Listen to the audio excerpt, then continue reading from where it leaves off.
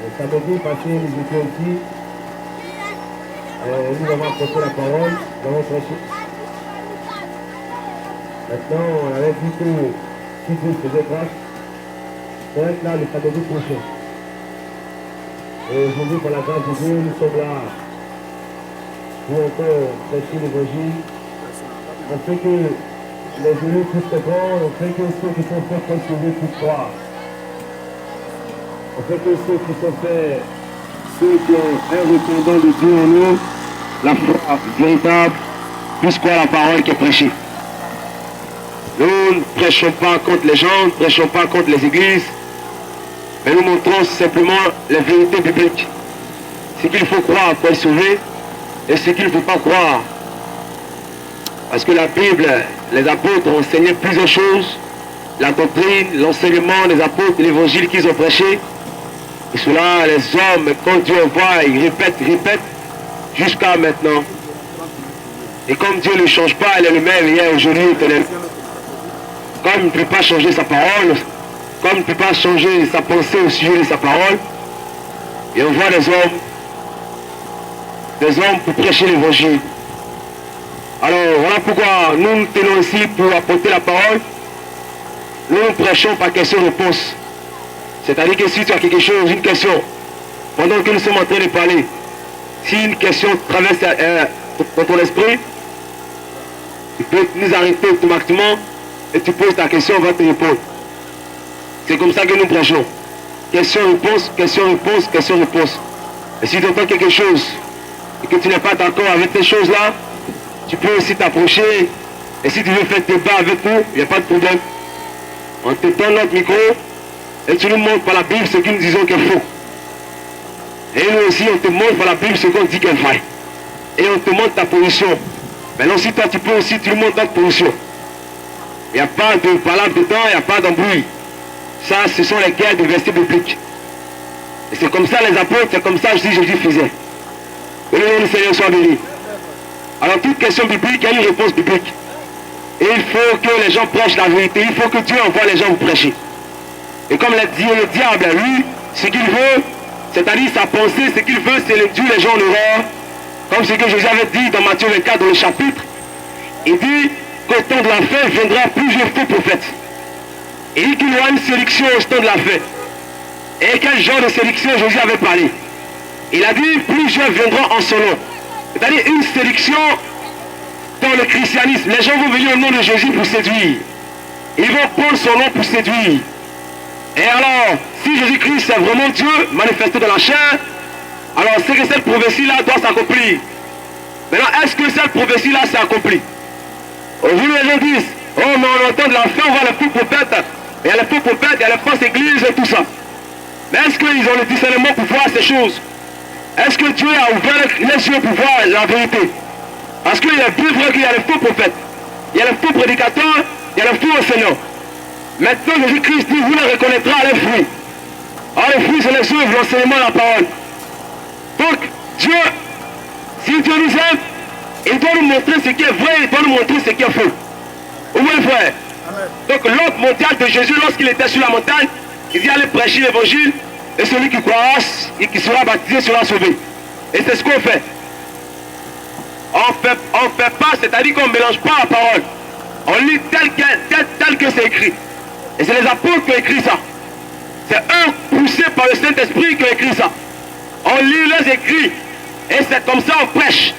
On appuie dessus pour que les gens puissent comprendre. Que le nom du Seigneur soit béni. Alors on a prêché sur plusieurs thèmes. Plusieurs thèmes que nous avons développés. On a montré par la Bible. Nous les femmes n'ont pas les droits de prêcher.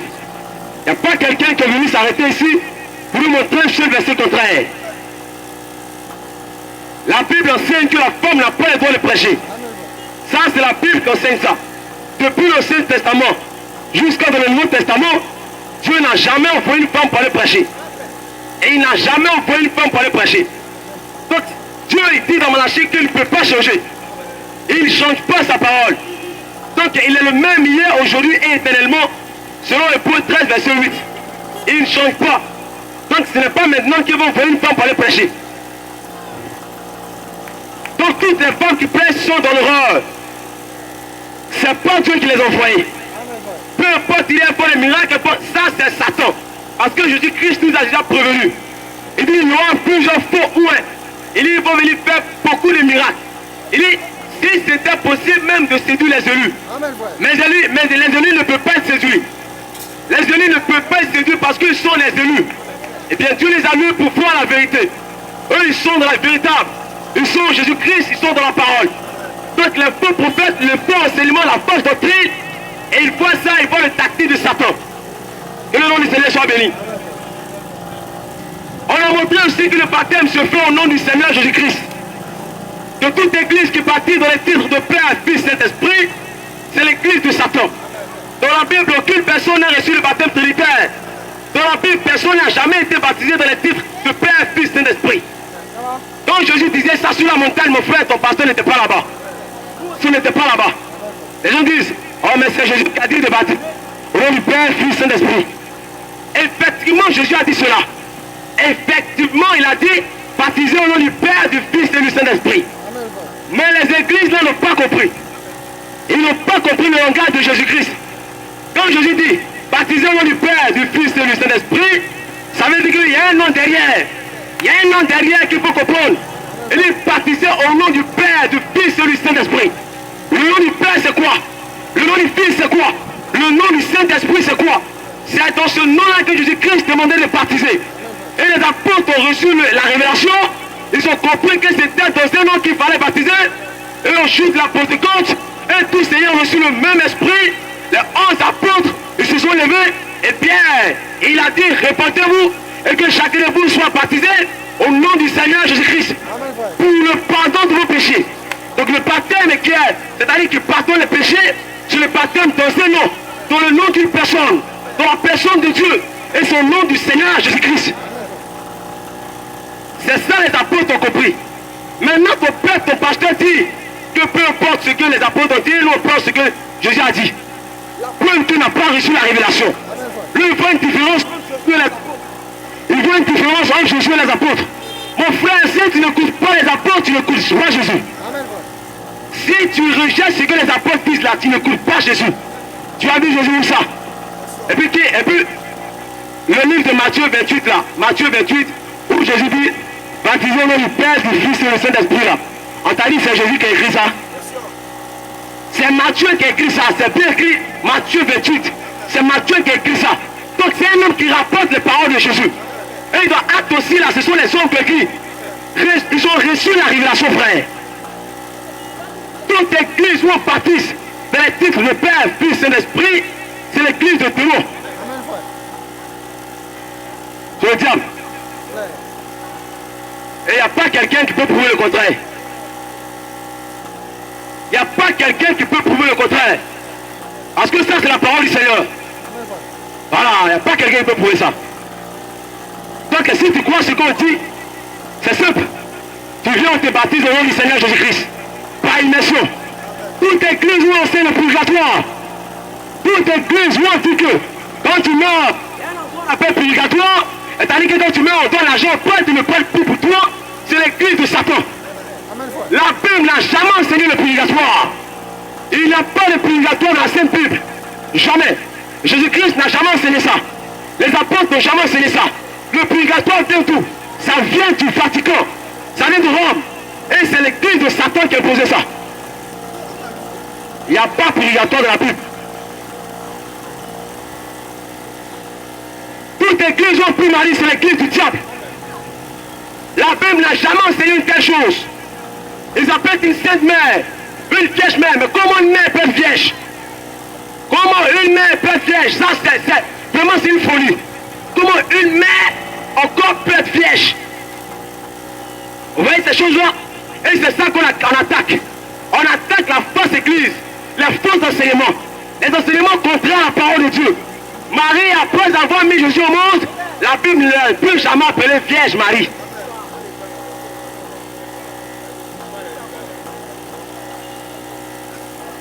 Marie, après avoir mis Jésus au monde, la Bible ne l'a plus appelée Vierge Marie parce qu'elle n'est plus vierge. Il faut bien lire ta Bible. Quand l'ange vient chez elle, on dit, l'ange est venu vers la Vierge Marie. Et quand l'enfanté, la Bible l'appelle Marie, c'est tout court. Elle est plus vierge, parce qu'elle a mis un enfant au monde. Une femme qui met un enfant au monde n'est plus vierge. Une mère ne peut pas être vierge. Impossible.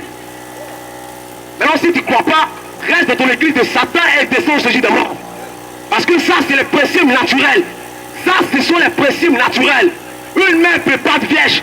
Dans ce cas, si tu appelles Marie vierge, appelle ta maman qui est à la maison vierge. Là, on va te comprendre. Comment tu appelles Marie vierge? Une femme qui a mis un enfant au monde. Maintenant, tu te retournes à la maison et tu n'appelles pas ta maman vierge. Ta maman aussi t'a mis au monde, non? Tu peux l'appeler vierge, on va voir. On dit vierge, maman.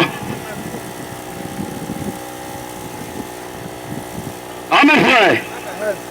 Que ça scandalise les gens. Que les gens refusent ce qu'on prêche. Que les gens disent cela raconte n'importe quoi. C'est leur problème. Nous sommes tenus pour répéter la vérité. Nous sommes tenus pour prêcher la parole. Donc, c'est pas comme les gens, ils disent que non, cela c'est trop dur. Voilà pourquoi on va dire, on va arrêter de prêcher, on va prêcher. Et les gens disent, mais prêchez l'évangile, prêchez comme nous. Promenez, vous dites, Jésus t'aime, pour toi. Mon frère, ça c'est pas l'évangile. Ça, ce n'est pas l'évangile. Quelqu'un a dit que les apôtres, même Jésus lui-même, quand il est venu sur la terre, qui t'a dit se promener dans les rues comme ça, je vous aime, je vous aime. Qui t'a dit il a fait ça? Attends, tu as vu Jésus faire de telles choses? On n'allait pas le tuer. Les apôtres ont reçu le même esprit. Ils ne sont jamais promenés dans la rue comme ça. Jésus vous aime, accepte les morts pour toi. Jamais ça, c'est pas biblique, mon frère. Il n'aime pas tout le monde. Absolument pas, il ne peut pas aimer tout le monde. Si tu penses que c'est faux, on va te montrer les passages bibliques. Il est mort pour ceux qui peuvent l'accepter. Ceux qui peuvent l'accepter, c'est ceux qui croient à sa parole. C'est ceux qui peuvent croire la vérité. Ceux qui croient le mensonge, n'est pas mort pour eux. Jamais, mon frère. Lis bien ta Bible. Jésus est mort seulement pour ceux qui sont de Dieu. Ceux qui sont de Dieu croient la vérité. Ceux qui sont de Dieu, là, quand ils vont entendre que la femme n'a pas le droit de prêcher, automatiquement, ils vont fuir de là. Amen, Ils vont venir croire la vérité, certainement. Il peut rester là-bas pendant quelques temps. Arrivé un moment là, il va se rendre compte que vraiment, la vérité m'appelle. Je dois aller à la voix de mon Père. Jésus dit, mes brebis entendent ma voix et elles fuient. Mes brebis entendent ma voix. Ce sont ses propres brebis. Ce ne sont pas les boucs de Satan. Hein. Satan n'a pas de brebis. Satan, il a des boucs. Et on fait ça béni. Parce que Jésus dit, je suis le bon berger. Et quand on parle de berger, le berger c'est celui qui surveille les brebis. Le bon berger n'a pas dit, je suis un bon berger. Hein. Pour ne pas que Satan dit aussi, je suis un mauvais berger. Non, le bon berger. On enlève le mot bon. Le berger des brebis. C'est lui qui est le seul berger. Voilà. Et il est mort pour ses brebis. Il n'est pas mort pour la boucle. Ah, mes frères. Il nous donne Seigneur soit béni. Tout pasteur qui se promène pour attraper les sorciers. Tout pasteur qui fait action prophétique. Il dit qu'avant de prier pour toi, donne 50 000. Là, ça va toucher le corps de Dieu et tu vas t'exaucer. Ça, c'est un voleur. Un arnaqueur, un plaquiste, un frère pour toi. La Bible n'a jamais enseigné ça. Et ils disent, oh mais, Élie, quand il est parti voir la veuve, là, Élie a dit à la veuve, donne-moi d'abord et tu vas te donner. Quand tu as dit qu'il a demandé l'argent, tu peux dire, est-ce que lui a demandé l'argent? Élie, est-ce que lui a demandé l'argent? Et il met ça en comparaison. Il met ça en comparaison. Là, comme ça, il va avoir de prier pour quelqu'un, la personne doit donner l'argent. Mais mon frère, non. Jésus a réglé la question. Donc, il a envoyé les disciples pour aller prêcher la parole. Dans Jean 10, pour le passage. Dans Jean 10. Et il n'a jamais dit à quelqu'un de prendre une prière. Les églises vendent des prières. Ils vendent des prophéties. Ils vendent des bénédictions. Ça, c'est l'église du diable. Matthieu 10, pardon, Matthieu 10. Matthieu 10. Vous avez reçu gratuitement, donnez gratuitement. Voilà. C'est pas aujourd'hui que Jésus. Mon frère, c'est pas aujourd'hui que Jésus a commencé à envoyer les gens.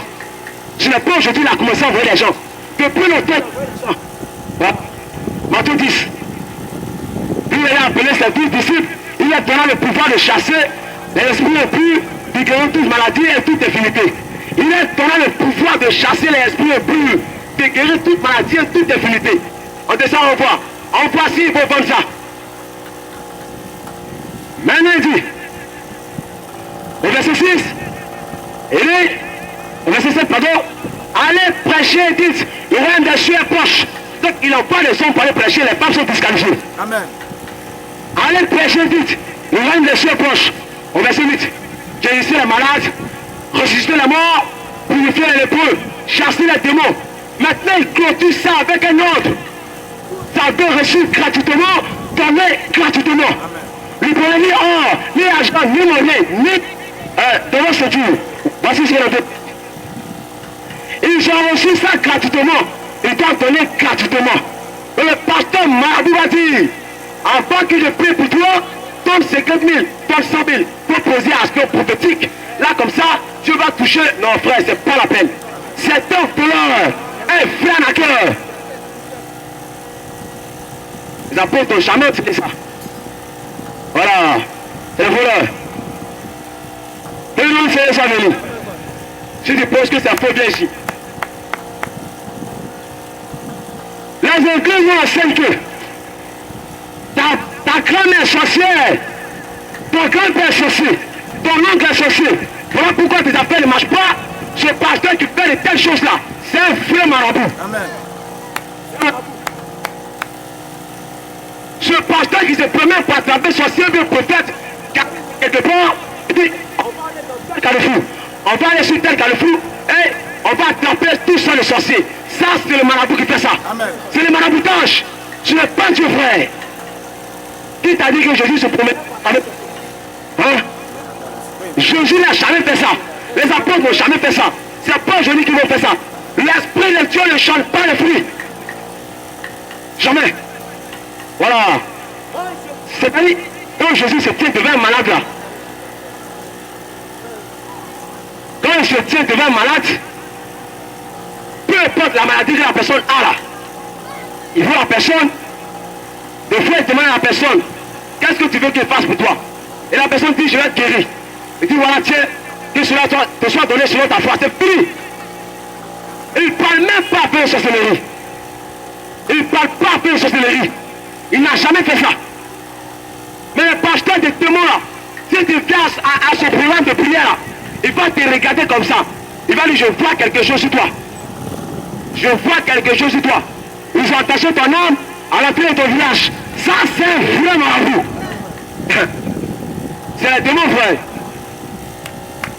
La Bible dit que, écoutez, comment on peut attacher l'âme de quelqu'un à l'entrée de son village et puis lui, il est vivant. Ça, c'est quoi ça? La Bible dit que, comme un corps sans âme est mort, un corps sans âme est mort. Maintenant, toi, ton pasteur te dit qu'on a attaché ton âme à l'entrée de ton village. Maintenant, ton corps se promène ici, quoi. Tu as vu un corps sans âme qui vit. Ou bien de n'importe quoi, frère. Tout ça, là, c'est pour voler les gens. C'est un frère marabout qui fait ça. Mon frère, si tu entends ces paroles-là, il faut sortir de là. Il faut sortir de cette église où le pasteur se promène par taper sorcier. Quand il dit à quelqu'un que tes affaires ne marchent pas à cause de ton papa qui est sorcier, automatiquement il t'amène à détester ton papa. Il t'amène à haïr ton papa. Parce qu'il ne met pas la joie dans ton cœur. Il met la haine dans ton cœur. Il t'amène à détester ton père. Parce que tu vas dire, effectivement, c'est mon père qui a la peur de mes problèmes. Il est sorcier. Et comme il est sorcier, je ne vais plus marcher à lui, je ne vais plus causer à lui. Ça, c'est un pasteur de l'enfer qui fait ça. C'est un pasteur possédé du diable. Amen. Voilà. Il a levé son appui de marabout et l'a porté à l'habit de pasteur est fini. C'est pas Dieu qui l'a envoyé. Ah, mes frères. Amen. On peut continuer, frère.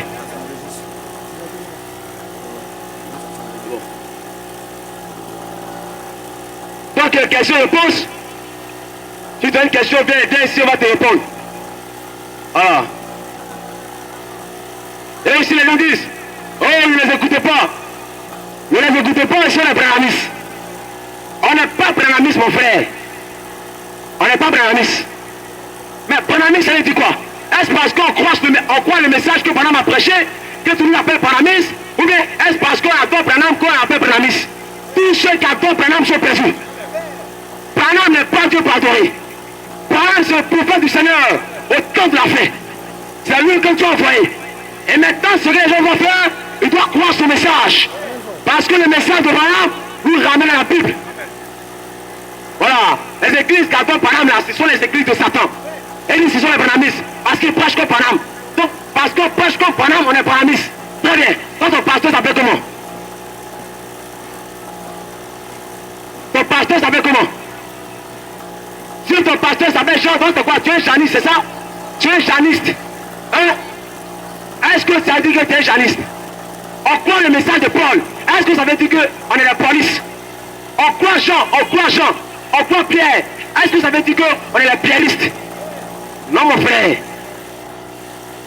Que le monde se les a. Donc, Branham là, c'est lui que tu as fait au temps de la fin.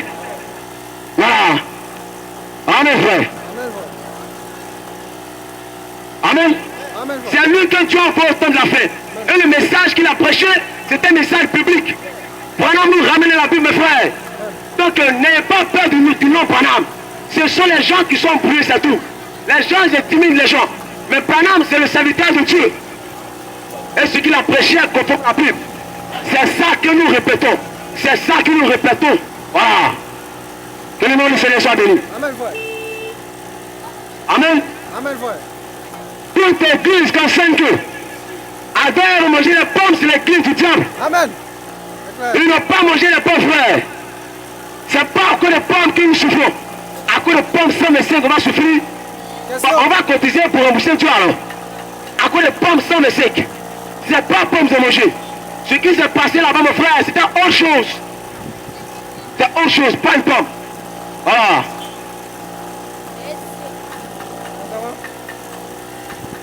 On va arriver, bon. Parlons un peu ici, si c'est affaire de Marie. Et puis, on va y laisser là-bas, mon frère. Prends Luc. Luc 2. Luc chapitre 2. Et les gens disent, Élisabeth a dit, la mère de mon Seigneur. Donc Marie est mère de Dieu. On va voir si vraiment Marie est mère de Dieu. Il faut comprendre d'abord qui est Dieu. Jean 4, verset 24, la Bible dit, Dieu est esprit. Dieu est esprit. Maintenant on va voir. Disons le passage où Élisabeth parle de mère. La mère de mon Seigneur. Voilà. Tu as arrêté, hein? On va faire 5 minutes. Nous sommes dans Luc 2.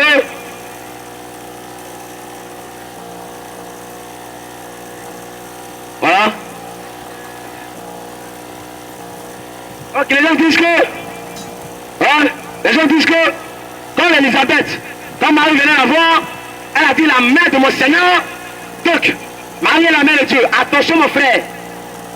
Comme on a dit samedi passé, avant que Marie ne vienne au monde, Dieu existait déjà. Dieu était déjà là. Donc il est possible que Marie soit sa mère. Parce qu'elle existait depuis longtemps avant que Marie ne vienne au monde. Amen, frère.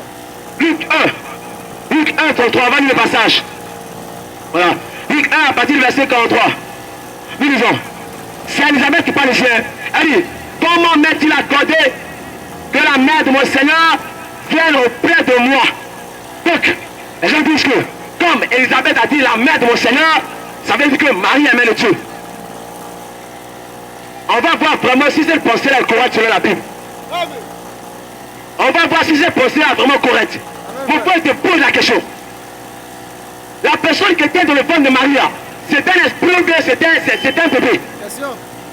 Parce que Dieu d'abord est l'esprit. Dieu d'abord est l'esprit. La personne qui était dans le ventre de Maria, c'est un esprit ou bien c'est un bébé? Là tu vas comprendre. Est-ce que c'est un esprit qui était dans le ventre de Marie? Parce que Dieu est esprit. Dieu est esprit. Maintenant là, Dieu qui est esprit là, la chose qui était dans le ventre de Marie là, est-ce que c'était un esprit? Parce qu'elle a dit mère de mon Seigneur. Non, ça c'est un langage codé mon frère. Ça ne veut pas dire mère de Dieu. Ça ne veut pas. D'abord le mot Seigneur et puis le mot Dieu ne sont pas des synonymes. C'est pas synonyme d'abord, c'est pas synonyme. Parce que Abraham, Sarah appelait son mari Abraham Seigneur. Est-ce que vous avez dit qu'il appelait Dieu? Oh, non, le mot Seigneur veut dire maître. Maintenant, pourquoi Elisabeth appelle l'enfant qui est dans le ventre de Marie maître? C'est ça, on va voir. Le mot Seigneur, c'est dire maître. Pourquoi Elisabeth appelle l'enfant qui est dans le ventre de Marie maître? C'est-à-dire Seigneur. Elle n'a pas dit Dieu. Elisabeth connaît la parole. Elisabeth, c'est qu'un Dieu fait connaître la parole. Elle sait que Dieu est esprit et que Dieu n'a ni commencement ni fait. Donc Dieu n'a pas de mère. Impossible. On ne peut pas associer la divinité de Dieu avec Marie. Non, ça ferait d'être une déesse. Oh, la Bible ne parle pas d'une déesse. La Bible parle d'un seul Dieu qui est Père. Un seul Dieu. La Bible ne parle pas d'une déesse quelque part. Jamais. Donc tous ceux qui adorent Marie là, ce sont des possédés. Oui, bien sûr. Bien sûr, mes frères. Ce sont des possédés. La Bible ne sait pas de telles choses. Nous allons lire. Parce qu'au fait, il faut savoir, quand la Bible dit qu'on est sauvé, on est sauvé comment? Parce que quelqu'un est sauvé, pas parce qu'il a une conception de Jésus, pas parce qu'il a une imagination de Jésus. Aujourd'hui, on dit non, viens à la chair, lève ta main, répète après moi. Jésus entre dans mon cœur, Jésus entre dans mon cœur. On dit, va, tu es sauvé. Jésus entre. Non, frère. Pour être sauvé, on va interroger Paul, on va interroger Jésus lui-même. Quand est-ce qu'on a Jésus dans le cœur? Quand est-ce qu'on croit en Jésus? Qu'est-ce que ça veut? Qu'est-ce que la Bible dit? Comment la Bible définit ça? Et je vais parler doucement aujourd'hui, calmement, pour que la chose entre bien. 1 Corinthiens chapitre 15. 1 Corinthiens 15, à partir du verset 1er. Le salut, c'est de retenir la parole telle que les apôtres ont prêché. 1 Corinthiens 15, à partir du verset 1er à 2. Je vous rappelle, frère, l'évangile que je vous ai annoncé, que vous avez reçu, dans lequel vous avez persévéré, virgule, et par lequel vous êtes sauvés. Comment? Si vous retenez l'évangile tel que je vous l'ai annoncé. Donc si nous retenons l'évangile tel que les apôtres ont prêché, là on est sauvés.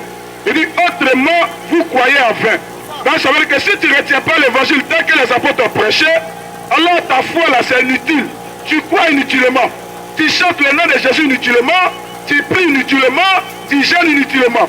Et Jésus a croisé des groupes d'hommes en son temps qui les priaient aussi inutilement. Prends Marc 7. Parce que c'est ça en fait le problème. Nous devons retenir l'évangile tel que les apôtres ont prêché. C'est comme ça qu'on doit retenir l'évangile. Si nous ne retenons pas l'évangile tel qu'ils l'ont prêché, alors notre salut est inutile. Nous croyons inutilement, nous chantons inutilement. Marc chapitre 7, verset 7. Il dit, c'est en vain qu'il m'honore. Il n'a pas dit que les gens ne le prient pas. Il n'a pas dit que les gens ne l'adorent pas. Il n'a pas dit que les gens ne l'ont pas. Mais il dit que leur adoration, leur prière, tout ça, il dit c'est en vain. Pourquoi leur prière, pourquoi leur adoration en vain? Marc chapitre 7, verset 7. Il dit, en donnant des préceptes qui sont les commandements d'homme. Donc leur prière est inutile, la prière et leur adoration est inutile, parce que ce qu'ils enseignent, ce qu'ils prescrivent, ça n'a rien à voir avec ce que Dieu a dit. Ça n'a rien à voir avec la parole. Ce sont des raisonnements sur les commandements d'homme. Donc voici comment on peut être trompé par le diable. C'est ça. Que son Seigneur soit béni. Amen. Voici comment on peut être trompé par Satan. C'est que cette prière Dieu inutilement en prescrivant les commandements qui sont les commandements d'homme. Voici comment les gens sont trompés. Voici comment les gens adorent Dieu inutilement. Au temps de la fin aujourd'hui, nous mettons l'accent sur la chose. Vous dites, c'est vrai, tu chantes le Seigneur, tu pries le Seigneur, mais il faut vérifier si ce n'est pas en fait. Parce qu'il faut vérifier si tu tiens dans la chose. Parce que la prière et l'adoration n'a pas commencé aujourd'hui. Cela a commencé dans la Genèse avec Caïn et puis Abel. Ce n'est pas parce que tu pries que ça veut dire que Dieu est d'accord avec toi. Ce n'est pas parce que tu chantes son nom, c'est que Dieu est d'accord avec toi. Parce que la première personne qui avait chanté son nom, comme on appelle ça, Caïn et puis Abel, avait adoré le Seigneur dans la Genèse, chapitre 4. C'est quoi? Il faut bien écouter. Donc la Bible dit que Caïn avait fait un autel à l'Éternel. Ce n'était pas à Satan qu'il avait fait un autel. Ce n'était pas à Satan qu'il avait adressé sa prière. Mais c'est à Dieu lui-même. Mais le fait que la prière de Caïn n'était pas conforme à la révélation, n'était pas conforme à la parole, Dieu a rejeté ça. Dieu lui a dit plutôt il faut faire comme ton frère. Parce que lui il prie Dieu correctement. Amen. Parce qu'il y a des gens qui peuvent prier Dieu, mais en vain, inutilement. Que le nom du Seigneur soit béni. Amen, frère. On va interroger Jésus. Est-ce que Jésus aussi apporte dans le même sens que ses apôtres? Est-ce que Jésus aussi parle? Parce que Marc 7, ça parle de Jésus. En lisant encore notre passage, Jean chapitre 8. Amen. Que son nom soit béni. Amen, frère. Nous prêchons par question-réponse. Tout à l'heure, je vais laisser la place au pasteur, il va venir expliquer encore mieux. Marc, prenons Jean 8, verset 30. Comme Jésus parlait ainsi, plusieurs crurent en lui. Écoutez bien. Tu peux croire en Jésus et puis en enfer. C'est ça. C'est que tu peux croire en Jésus en un enfer. Pourquoi? Parce qu'on va te poser la question et Jésus va répondre. Tu peux adorer Jésus et puis être toujours perdu. Pourquoi? Parce que autant de Jésus, il y a des gens qui adoraient Dieu. Mais Jésus dit que votre adoration là, c'est inutile. Parce que vous prescrivez le commandement d'homme. Vous enseignez des choses que Dieu n'a pas dit. Donc aujourd'hui, tu peux prier Jésus, croire en Jésus, mais inutilement. Pourquoi? Parce que vous croyez des choses que Dieu n'a pas dit. C'est ça. Que le nom du Seigneur soit béni. Amen. Jean chapitre 8, nous sommes au verset 30. Comme Jésus parlait ainsi, plusieurs crurent en lui. Et il dit aux disciples qui avaient cru en lui, si vous demeurez dans ma parole, vous êtes vraiment mes disciples. Amen. Vous connaîtrez la vérité et la vérité vous affranchira. Amen. Dans un côté, c'est de croire en Jésus, un côté, c'est de demeurer dans sa parole. C'est en demeurant dans sa parole que tu es vraiment son disciple et que tu es vraiment délivré. Mais si tu te contentes seulement de croire en Jésus, de chanter seulement des prières et de danser, sans demeurer dans sa parole, alors tu es perdu. Parce qu'aujourd'hui, beaucoup de personnes croient en Jésus, mais de manière fausse. C'est qu'en prescrivant le commandement d'homme, en permettant aux femmes de prêcher, en permettant les chapelets, en permettant le coup de baptême, le coup de base république, en permettant les écoles pastorales, Amen. que ce Seigneur soit béni. Donc une telle personne, elle adore Dieu, mais son adoration est inutile. Parce que ce sont les commandements d'homme. Que ce Seigneur soit béni. Amen, frère. Que ce Seigneur soit béni. Amen, frère. Dis tout, dis tout. Écoute bien mon frère. Amen, frère. Non, nous ne sommes pas contre toi. Amen. Parce que nous tous, nous sommes des hommes. La Bible dit que nous sommes sauvés par la grâce. Nous sommes tous des pécheurs. Mais nous sommes contre le système que le diable établit. Et ce système dans lequel Satan te fait croire que tu es sauvé, alors que tu entends Dieu inutilement dans ce système-là. Alors que tu entends Dieu inutilement dans ce système. Prends Jean 14, verset 6. Je ne vais pas trop parler aujourd'hui, parce qu'on doit le prêcher encore de l'autre côté. Aujourd'hui, notre pasteur va vraiment approfondir. Tu es à la page Jean 14, verset 8. Verset 6, pardon. Jean 14, verset 6. Jésus lui dit, je suis le chemin, la vérité et la vie. Nul ne vient au Père que par moi. Ça, c'est la déclaration de Jésus. Jésus dit, je suis le chemin, la vérité et la vie. Nul ne vient au Père que par moi. Prends Matthieu 7. On va coller ces deux passages pour terminer. Matthieu chapitre 7. Verset 13. Matthieu 7, verset 13. Entrez par la porte étroite. Car l'âge est la porte, spacieux est le chemin qui mène à la perdition. Il y en a beaucoup qui entrent par là. Mais étroit est la porte, resserré le chemin qui mène à la vie. Il y en a très peu de personnes qui le trouvent. Maintenant, voici deux versets que nous allons coller. Et puis on va dire deux mots dedans. Et puis on va laisser la place au pasteur. Maintenant, écoutez très bien. Jésus dit que l'âge est la porte, spacieux est le chemin qui conduit à la mort. Plusieurs prêtent ça. Mais resserré étroit est le chemin qui mène à la vie. Mais très peu de personnes trouvent ça. Qu'est-ce que c'est que le chemin? Dans Jean 14, verset 6, Jésus dit, je suis le chemin, la vérité. Amen. Donc le chemin, c'est la vérité. Le chemin, c'est la vérité. Donc Jésus dit que la vérité, là, il y a très peu de personnes qui trouvent ça. Oh, la vérité, c'est le chemin qui est resserré. C'est la porte qui est étroite. Ah, dans Jean, je dis que je suis la porte des brebis. Ah, donc Jésus, c'est la porte. Jésus, c'est le chemin. Dans la vérité, il y a très peu de personnes qui trouvent la vérité. Donc s'il y a très peu de personnes qui trouvent la vérité, les autres, qu'est-ce qu'ils trouvent? C'est le mensonge. Et qu'est-ce que c'est que le mensonge? Le mensonge, c'est une vérité mal dite. Amen, frère. C'est que le mensonge là, c'est une vérité mal dite. Que le nom du Seigneur soit béni. Amen, frère. Donc, qu'est-ce que c'est que le mensonge? Une vérité à 90%. Et puis 10% de mensonge, c'est le mensonge. Une vérité à 99%. Et puis 1% de mensonge, c'est toujours le mensonge. Une vérité à 10%. Et 90% de mensonge, c'est toujours le mensonge. Donc le mensonge, c'est la vérité mal interprétée, de mal dite. Frère, maintenant on peut le naturel. Pour qu'il puisse avoir le mensonge, il faut qu'il y ait d'abord la vérité. Tant qu'il n'y a pas de vérité, il n'y a pas de mensonge. Le mensonge sort de la vérité. En tant qu'après, entre guillemets, je m'explique. Pour qu'il puisse avoir un faux pied de 10 000, il faut qu'il y ait d'abord un bon pied. C'est à partir du bon pied de 10 000 qu'on fait un faux pied de 10 000. Alors le faux pied de 10 000 fait tout pour ressembler au plus près du bon pied de 10 000. Le faux pied de 10 000 là, elle a la même couleur que le bon pied de 10 000. Le faux pied de 10 000, elle a la même forme que le bon pied de 10 000. Mais c'est dans le fond, dans les profondeurs, qu'on peut faire la différence. C'est dans les profondeurs qu'on peut faire la différence. C'est le même parce que tu as attrapé 10 000, automatiquement tu vas te réjouir. Il faut vérifier si c'est un bon pied. Donc il y a les techniques pour voir si c'est bon ou bien si c'est faux. On peut regarder dans le ciel avec le pied, on peut mettre dans l'eau, on peut froisser, ou bien on peut mettre un détecteur de faux pieds. Quand on va du Seigneur soit béni. Maintenant si les hommes peuvent faire ça, et Satan vis-à-vis de la parole. Donc Satan va prendre toujours un peu de parole et puis mal placer ça. Comme il avait commencé avec Ève dans le jardin d'Éden là-bas. Il a pris dit, Dieu a-t-il réellement dit? C'est que Dieu a dit là, il a expliqué ça faussement. Quand il s'est approché de Jésus dans Matthieu 4, il a dit, il est écrit sous un faux ange. Donc Satan, le mensonge, c'est un peu de vérité avec les pensées d'homme dedans, avec le commandement d'homme. Donc les gens peuvent adorer Dieu dans le mensonge. Je vais appuyer sur les écoles pastorales. Que le Seigneur soit béni. Amen. Prends Jérémie 23. Je vais dire juste un mot. Maman, il faut bien écouter. Voilà, il ne faut pas, tu vas. Il ne faut pas dire non, ceux-là. Et nous juge, non. Frère, nous, on n'a pas encore vu quelqu'un sur la terre qui ne juge pas.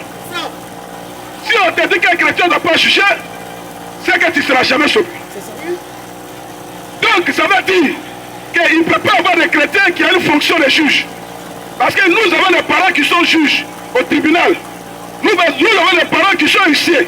Nous avons des 23. Nous avons des parents qui sont avocats, qui sont greffiers. Donc tous ceux-là, et tous ceux-là en enfer sous prétexte qu'ils jugent. Non, il faut bien te renseigner. La Bible dit qu'il faut juger selon la justice. Et la Bible dit dans 1 Corinthiens 2 que l'homme spirituel au contraire juge tout. Il est lui-même jugé par personne. Jésus lui-même dans Jean 7, il dit juger selon la justice et non selon l'apparence. Dieu dit à Moïse, il faut juger selon la justice, pas selon l'apparence. Que son Seigneur soit béni. Lisez ici. Je vais lire deux passages ici. Jérémie chapitre 23 verset 1. Malheur aux pasteurs qui détruisent et dispersent.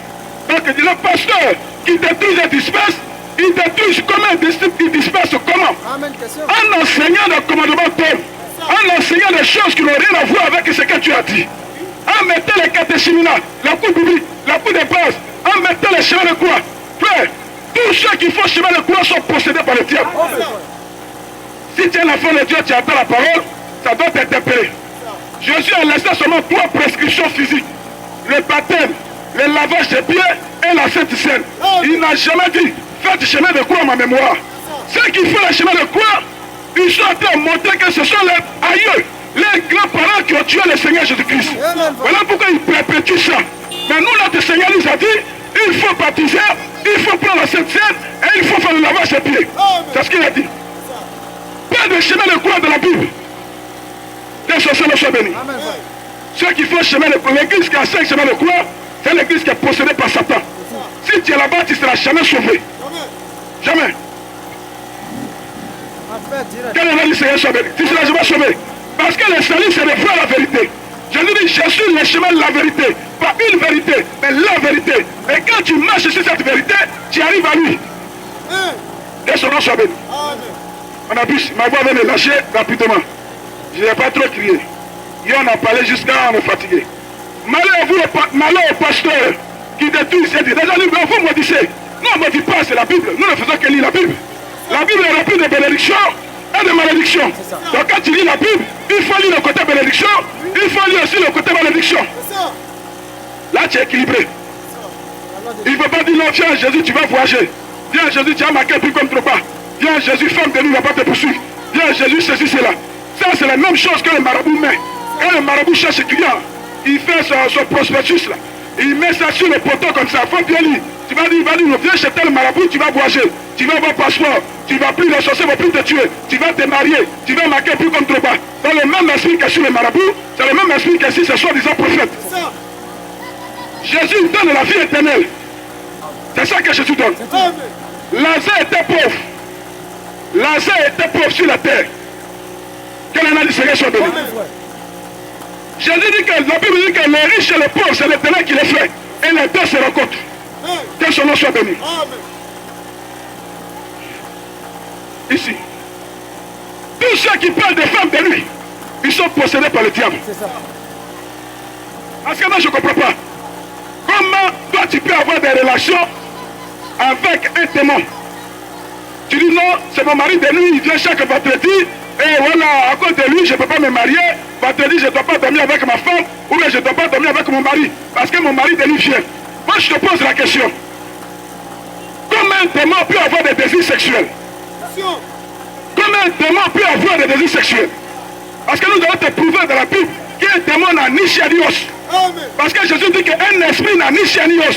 Mais comme un esprit qui n'a ni chair ni os, chaque soir ou bien chaque fin de semaine, il va venir coucher avec toi. Prends, Luc, mets ta main là-bas, prends Luc. Luc 24. Et Jésus dit, quand les gens sont venus poser la question à Jésus pour savoir que non, le monsieur t'a marié sa femme, il n'a pas fait enfin les mains, son petit frère a pris, après l'autre petit frère a pris, quand il va se retrouver au ciel, la femme va appartenir à qui? Jésus dit que quand on sera au ciel, on sera comme des anges. Il n'y a pas de désir sexuel là-bas. Alors comme un démon qui n'a pas de désir sexuel va venir avec toi pour coucher avec toi. Que ce soit béni. C'est les mêmes qui disent dans Genèse 6 que là c'est les anges qui sont venus coucher avec les femmes et puis ils ont enfanté des géants. Un ange qui n'a pas de désir sexuel, comment il va venir coucher avec un homme? Que ce soit béni. Luc 24 verset 39. Voyez mes mains. Luc 24 verset 39. Voyez un mes pieds. C'est bien moi. Touchez-moi et voyez, un esprit n'a ni chair ni os. Comme vous le voyez que j'ai. Donc ça c'est Jésus qui parle. Que son Seigneur soit béni. Reviens dans Matthieu et Jérémie 13. On va lire ça. Jérémie 23. Donc maman prend la peine d'écouter. Je lis ici. Au verset 22. Comme ma voix est cassée, il a tout lu, mais on va aller rapidement. Au verset 22. S'ils avaient assisté à mon conseil, ils auraient fait entendre mes paroles à mon peuple et les faire revenir de leur mauvaise voie, de la méchanceté et de leurs actions.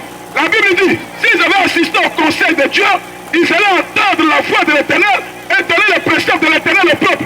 Comme ces pasteurs n'ont pas assisté au conseil de Dieu, alors voilà pourquoi ils enseignent des choses qui ne sont pas bibliques. 1 Acte 20, verset 27. L'apôtre Paul dit, je vous ai annoncé tout le conseil de Dieu. Amen. Donc maintenant nous devons prendre le conseil de Paul, le conseil de Dieu qui était annoncé par Paul, pour montrer son peuple. Mais ces églises rejettent ça. Quand il est parle, il dit que non, nous on prend où Jésus a parlé. Mon frère, est-ce que dans la Bible, tu as déjà vu un chapitre, Jésus chapitre 1, Jésus chapitre 2, Jésus chapitre 3, tu as déjà vu ça dedans? Tu as déjà vu Jésus chapitre 1? Quel nom du Seigneur soit béni. Avant de te montrer comment Jésus parle. Avant de te montrer comment Jésus parle, je vais finir par là. Vraiment, je vais finir, il a tout fait pour finir vite. Car je vous ai annoncé tout le conseil de Dieu sans rien cacher. Prenez garde de la manière dont. Prenez garde à vous-même et à tous les troupeaux sur lesquels le Saint-Esprit vous a établi évêque pour perdre l'église du Seigneur qu'il s'est acquis par son propre sang. Je sais qu'il s'introduira parmi vous après mon départ dans l'eau cruelle qui ne parlera pas les troupeaux. Donc quand quelqu'un sort d'une école pastorale, c'est que c'est un agent que Satan a pris et qu'il a formé bien. Il lui a montré les stratégies pour venir, pour pouvoir envoyer beaucoup d'hommes en enfer. Parce que l'école pastorale n'est pas biblique. C'est un système qui n'est pas biblique. Les gens disent, mais Jésus a formé les disciples. Donc ça c'est de la forme. Allons-y dans le fond pour voir si la formation de Jésus et ses disciples est pareille à toute la formation de ton école pastorale. Parce que la Bible ne commence pas seulement avec Jésus et les disciples. La Bible a commencé depuis Abraham qui était serviteur de Dieu. Mais c'est où Dieu l'avait envoyé dans une école pastorale. La Bible a commencé aussi avec Moïse. C'est où Dieu avait envoyé Moïse dans une école pastorale. C'est où Dieu avait envoyé Jérémie, Esaïe, tout ça dans les écoles pastorales. C'est écrit où? Maintenant, voyons la formation. Moi, pour si tu n'as pas l'argent, si on n'a pas l'argent, on ne peut pas entrer dans ton école de formation. Parce qu'il y a inscription. Il y a montant d'inscription. La visite. C'est comme ça on dit le frère. Montant d'inscription. Il faut payer 100 000, 150 000. Maintenant, montre-moi où les apôtres avaient donné le montant d'inscription à Jésus. Montre les Écritures. Parce que si moi je vais être pasteur, ou bien d'après vous, si on veut aller là-bas pour apprendre davantage de Dieu, donc ça veut dire que vous monnayez la connaissance. Vous vantez la connaissance de Dieu aux hommes. Mais c'est écrit dans la Bible qu'il faut vendre la connaissance. Comme le passage que mon bien-aimé a lu, il dit, la Bible dit, vous avez reçu gratuitement, donnez gratuitement. Mais vous vendez la connaissance. Vous vendez ça. Montre-moi dans les Écritures où l'apôtre Paul a donné inscription 100 000, 150 000 dans la Bible. Jamais dit qu'il n'y a pas d'école au temps des apôtres. Mais tu as bouclé aussi. Parce que Acte 19 montre qu'il y avait l'école d'un certain nommé Tyrannus. Acte chapitre 19. Avant de te montrer que l'école existait au temps de Jésus. Mais les gens ne partaient pas à l'école. À l'école pastorale. L'école pastorale, c'est l'institut de Satan. On donne les matières pour étudier philosophie, anthropologie, sociologie, tout ça. Montre les matières que Dieu a mis dans la Bible, que ses serviteurs doivent apprendre pour sortir pasteur ou bien pour sortir apôtre docteur. Parce que si c'est Dieu qui les envoie, Dieu doit donner les matières qu'ils doivent apprendre. Quand tu travailles pour le code du ministère de la Santé, et donne les matières aux médecins, les matières aux infirmiers, les matières aux sages-femmes, tout ça, aux agents de santé. Et ils apprennent ça. Et le nombre de moines qu'ils doivent voir, tout est calé. Que le nom du Seigneur soit béni. Si c'est le ministère de l'Éducation nationale, il va donner les matières à l'INS, au CAFOP, et tout ça où on parle d'enseignants, et les matières qu'ils doivent étudier, les moines qu'ils doivent avoir dedans, pour sortir enseignants. Maintenant, si ton affaire est vraie, c'est que Dieu devait finir les matières que ses serviteurs doivent apprendre, et les moyens qu'ils doivent avoir dans chaque matière, pour passer en année supérieure, ainsi de suite, jusqu'à sortir serviteur de Dieu. Ça veut dire que tu es coincé. Quand tu m'as fait une visite médicale, on dit non, tu es récalé par les tests médicaux. Parce que tu as coco. Comme tu as coco, tu ne peux pas sortir pasteur dans notre église. Il faut une visite médicale. Mon frère, si l'apôtre Moïse était ici, il a été récalé. Parce que Moïse avait un langage difficile. Il bégayait mal jusqu'au point où Dieu lui a donné un auxiliaire qui est Aaron. Si l'apôtre Paul était ici, il n'allait jamais sortir apôtre. Parce que la Bible dit qu'il avait le problème de Dieu. La visite médicale de ton école pastorale allait l'éliminer. Que le nom du Seigneur soit béni. Tu as vu que c'est une affaire d'homme, il n'y a pas Dieu dedans. Acte 19, on lit ici. Au verset 9.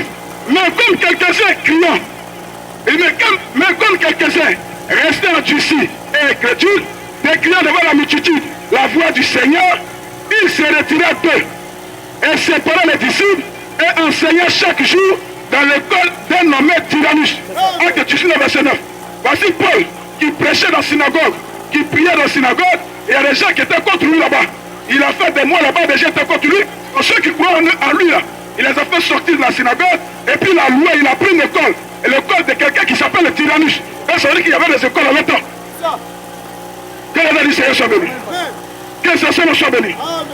Tout pasteur qui sort de l'école pastorale, il est possédé par Satan. C'est que c'est un pasteur que Dieu n'a pas envoyé. C'est un pasteur que Dieu n'a jamais envoyé. Dieu ne peut pas envoyer tel homme. Parce qu'il a mis beaucoup d'argent dans son affaire. Donc il faut qu'il retire assis les fidèles. Il va faire beaucoup d'offrandes dans l'église. Parce qu'il est sorti de l'école pastorale. Il va diviser Dieu en trois. Dieu le Père, Dieu le Fils, Dieu le Saint-Esprit. Parce qu'il est sorti de l'école pastorale. Il va appeler Marie la sainte mère de Dieu. Parce qu'il est sorti d'un grand séminaire. Il est sorti des petits séminaires, des grands séminaires et des séminaires babou. Voilà pourquoi il va en coller à Dieu une déesse. Pourquoi? Parce qu'il est sorti d'un institut public ou bien d'un séminaire. Il n'y a pas ça dans les Écritures. Que les sorciers soient bénis. Dans la formation des apôtres, là, avec toi ta formation, là, c'est pas la même chose. Parce que si on n'a pas l'argent, on ne peut pas rentrer dans toi ta formation. Si tu n'as pas bien étudié, on ne peut pas rentrer dans ta formation. Dans toi ta formation est partie sur la connaissance. C'est le monde de Satan qui règne par la connaissance. Sur le Dieu, pour lui, c'est parti sur la révélation, sur la foi. Que le nom du Seigneur soit béni. Et la Bible dit que Jérémie était serviteur de Dieu. Dieu avait suscité un prophète dans le sein de sa mère. Prends Jérémie. Chapitre 1. C'est bon? Que ce Seigneur soit béni. Que ce Seigneur soit béni. Donc, cher papa, cher maman, j'espère que vous avez vu la différence. Si tu veux adorer Dieu, il faut bien l'adorer. Il faut chercher un endroit où Dieu se prie correctement. Ce n'est pas partout où tu attends Jésus que ça veut dire que Dieu est là-bas. Non. L'apôtre Paul, dans Acte 17, la Bible dit qu'il est parti prêcher à Béret. Les chrétiens de Béret, les croyants de Béret, ils n'étaient pas émerveillés par les miracles que Paul faisait. Mais j'ai pris la peine d'examiner ce que Paul disait pour voir si c'est conforme avec la parole. Amen. Parce que la Bible dit qu'au temps de la fin de Matthieu 24, il dit qu'il y a plusieurs faux esprits, plusieurs faux hommes qui vont venir pour séduire, dans le but de tromper le Fils de Dieu. Ils vont faire descendre le feu du ciel, ils vont faire des miracles pas possibles, dans le but de tromper les élus. Mais les élus ne peuvent jamais être trompés. Un élu, quand il attend la vérité de la parole, automatiquement quelque chose se passe dans son cœur. Il y a une attraction qui commence à se faire. Il y a une attraction qui commence à se faire. C'est Dieu lui-même qui l'attire. Que ce soit le soit béni. Parce que Jésus a dit, nul ne peut venir à moi si le Père ne l'attire. Ce n'est pas ma tête, tu te lèves, tu dis que je vais vers Jésus. Non. Si tu te lèves de toi-même, tu vas choisir l'église où tout est Dieu le donné. Mais il faut que Dieu t'attire par la révélation. Pour venir à Jésus, c'est un mystère. Pour venir à Jésus, c'est un chemin resserré. C'est la vérité. Très peu de personnes trouvent ça. Pour trouver ce chemin, il faut que Dieu te révèle ça. Il dit, nul ne peut venir à moi sur le Père qui m'a appelé le l'attire. Alors comment le Père attire? Par la révélation. Selon Matthieu 16. Que cela soit béni. Vraiment, je crois que je vais m'arrêter là. Pour ne pas trop gâter la voix. On a un autre carrefour. On va prendre tous les... Je vais laisser la place à notre pasteur. S'il a 2 mois, dit, il va venir. Dis 2 mois. C'est toi. Donc, il n'y a pas de problème. Donc, écoutez bien, papa, maman. Écoutez très bien. Que personne ne vous trompe. Que personne ne vous trompe. Prends Luc 10. On va appuyer ça un peu. Frère, il n'y a pas de citron ici. Le citronnier là, il n'y a pas. Le citronnier, il n'y a pas. Il faut chercher quelque chose. Ou bien s'il y a un citron, on va citron. Frère, tu avais acheté ton citron là-haut. Citron. C'est quoi aller acheter citron 200 rangs pressés en attendant que les fruits. Ouais, vous avez un citron. Là, j'ai prêté ma voix pour le soir. Faut donner au frère, celui qui va t'acheter. Ici. Donc frère, écoutez très bien. On va dire moi aussi cette affaire de Branham. Je vais bien expliquer. Amen. Parce que quand on prêche, les gens disent que c'est les brahmistes. Non. Faut payer pour 200. Il dit que c'est les brahmistes. Frère, il y a l'eau là-bas. Il dit que c'est les brahmistes. Non, ce n'est pas les brahmistes. Quand tu as arrêté à connaître quelqu'un qui dit que ceux-là c'est les brahmistes, ne les écoutez pas, il faut savoir que c'est Satan qui parle. C'est Satan qui parle. Parce qu'en fait, c'est une diversion. Les gens sont en train de distraire. Le problème, ce n'est pas Branham, non. Le problème, ce n'est pas Paul, non. Le problème, qu'est-ce que Paul a prêché? Qu'est-ce que Branham a prêché? Est-ce que c'est conforme à la Bible? C'est ça le problème. Tu peux t'asseoir chez M. Conan. Aussi longtemps que M. Conan prêche la Bible, il n'y a pas de problème. Est-ce que tu comprends? Parce que les gens qui attendent Branham, ils sont appelés. Non.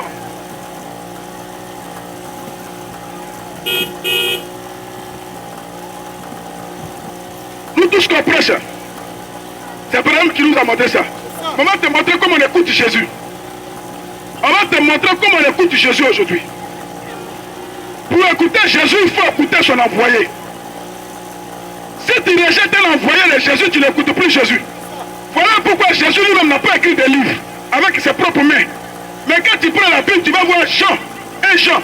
Qui est Jean? C'est l'envoyé de Jésus. Quand tu prends la Bible, tu vas voir Matthieu. Qui est Matthieu? C'est l'envoyé de Jésus. Quand tu prends la Bible, tu vas voir Luc. Qui est Luc? C'est l'envoyé de Jésus. Quand tu prends la Bible, tu vas voir Timothée. Qui est Timothée? C'est l'envoyé de Jésus. Donc mon frère, c'est parce que Dieu veut laisser le principe. Quand tu avais parlé à Moïse ici à la montagne, quand le peuple voulait lui-même entendre la voix de Dieu, et que Dieu était descendu, le peuple a eu peur. Ils ont dit à Moïse, que Dieu te parle, et que puis toi tu nous rapportes les paroles du Seigneur.